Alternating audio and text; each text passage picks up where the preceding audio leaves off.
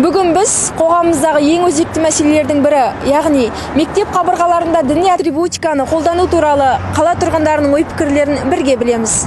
Қазір мектеп қабырғасында діни атрибутиканың қолдануы туралы көзқарасыңыз қалай? Енді мектеп оқушысы болғаннан кейін ол мектеп формасымен барған дұрыс әрине. Ол жаңағы егер де басқа жерлерге барып жатса, мысалға бір медресеге оқуға барып жатса, егер де сол киім киген дұрыс. Ал былайша мектеп несіне қарсымын ол. Әкімдік әртүрлі ғой енді. Мен өзім қарсылығым жоқ ешқандай да. Мен қарсымын. Себебі әр нәрсенің өзінің шектеуі болады ғой. Мектепке білім алу үшін бару керек. Енді оны өзіміздің президентіміз айтқан жоқ қой. Мектеп қабырғасында, білім ошағында барлығымыз бір түсті мектеп формасын сақтауымыз керек. Өзім солай не қыламын енді, барлық ортада көпшілікпен бірдей болғанымыз дұрыс шығар, ерекшеленіп тұрмай-ақ.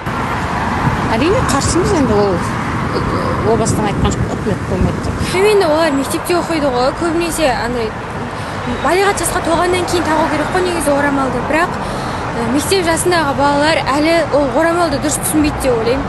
Ата-анасының несімен киетін нелер де бар ғой. Олардың өздерін не үшін орамал тағып жүргендерін білмейді. Мысалы 11-ші сыныптағылар может түсінуі мүмкін, бірақ одан кішкентайлар әлі өздерінің не үшін орамал тағып жүргенін білмейді. Негізі көп орамалдағы, мысалы мен танимын, намаз оқитын орамалдағы танысым бар.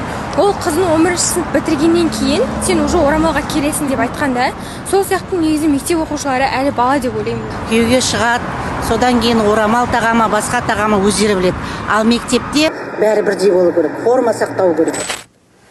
Біз бұл видеода қала тұрғындарының ой-пікірін білдік. Ал сіз қалай ойлайсыз? Комментарияға жазып кетуіңізді сұраймыз.